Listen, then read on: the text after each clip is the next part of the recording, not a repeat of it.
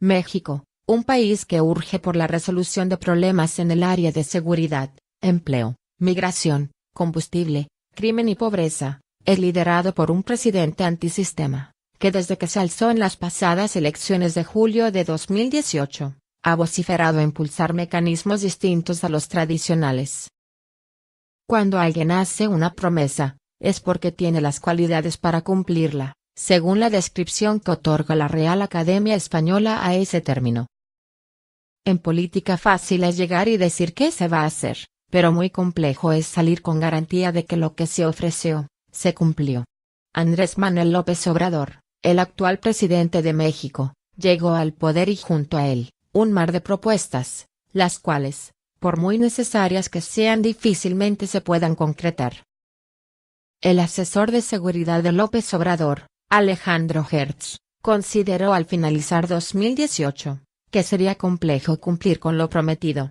Creer que en 6 años se va a resolver todo, no es humanamente posible, dijo al hacer referencia a la serie de problemas que enfrenta México, los cuales se han convertido en el reto del izquierdista con un ambicioso plan de gobierno. Andrés Manuel López Obrador, AMLO, tiene una serie de promesas que ha desviado.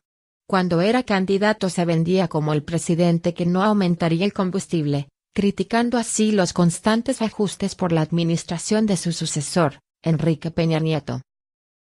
Meses después, una vez teniendo la banda presidencial, su discurso comienza a cambiar y sus promesas tienen otro norte. El mandatario ha enfrentado la mayor tragedia por robo de combustible en el país, y una severa crisis de desabastecimiento de gasolina en una decena de estados. López Obrador impulsa la creación de una red estatal de estaciones de combustible, lubricantes y derivados, lo que, para expertos, es una medida populista.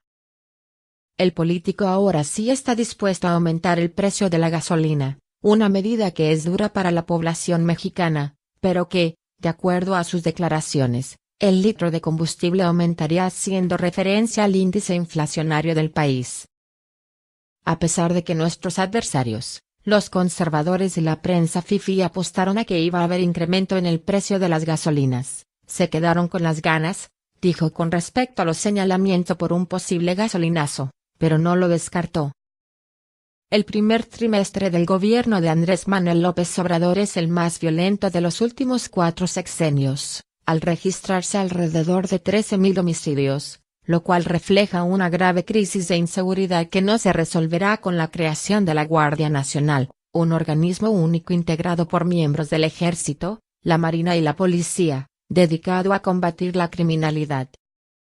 El presidente sí cumplió esta promesa, pero aunque la creó para garantizar la paz en el país, no ha podido frenar los índices de muertes.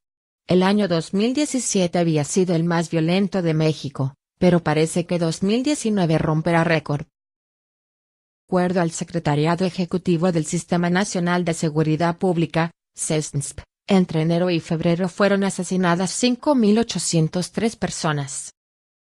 Según el reporte, febrero tuvo el mayor promedio diario de homicidios y se convirtió en el mes con más asesinatos en los últimos 21 años, lo que contrarresta su promesa de controlar la delincuencia. Los datos del CESNS prueban que existen más homicidios de los que el gobierno mexicano reporta diariamente y que el promedio diario de asesinatos ha crecido. El subregistro en la información del presidente es de más del 20% de los homicidios.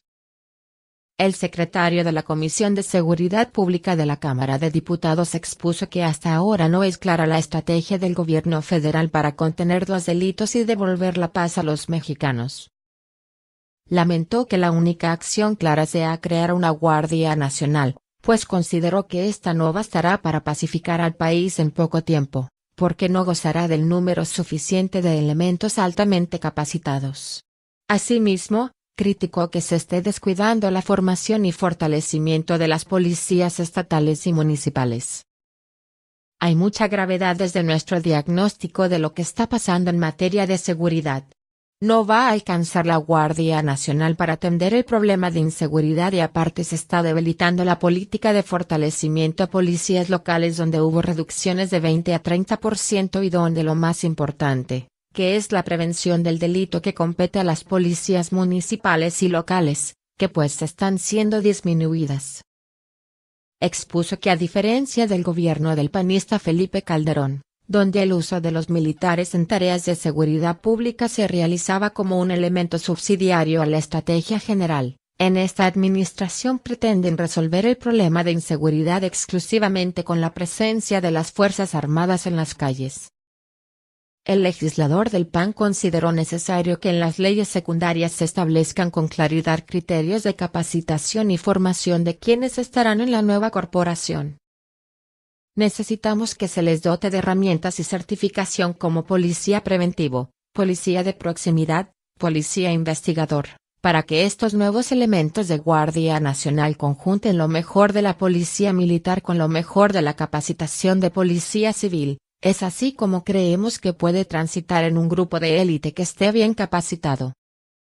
Eso es lo que tenemos que garantizar que suceda las leyes secundarias y ese va a ser el espíritu que vamos a empujar. Agregó que debe incluirse como requisito para formar parte de ese nuevo policíaco aprobar los controles de confianza, así como conducirse en sus funciones con apego a los derechos humanos. Debemos establecer controles de confianza, los más estrictos y rigurosos para quienes vayan a integrar Guardia Nacional y la certificación en términos de la Ley Sistema Nacional de Seguridad Pública. ¿Qué implica esto? Que cualquier miembro de la Guardia Nacional, sea proveniente de Fuerzas Armadas o no, esté certificado en policía de proximidad preventivo, policía de investigación e implica que los elementos tengan estudios a nivel superior, eso es lo que vamos a estar vigilando. Por otra parte, el legislador señaló que el Congreso aprobó que el mando de la Guardia Nacional recayera en un civil, y así debería respetarse, pues de lo contrario, el presidente y su grupo legislativo habrían mentido a la oposición, a las organizaciones de la sociedad civil y a la ciudadanía. Indicó que quienes fueron nombrados la semana pasada, deberán pedir licencia a sus cargos, pues de ninguna manera pueden estar bajo órdenes militares. Para que un militar en activo asuma el mando de la Guardia Nacional debe tomar licencia. Cualquier miembro de Fuerzas Armadas que pretenda estar en Guardia Nacional, ya sea como mando o incluso como elemento raso, todos tienen que dejar Fuerzas Armadas para formar parte de la nueva corporación, que debe depender de la Secretaría de Seguridad Ciudadana.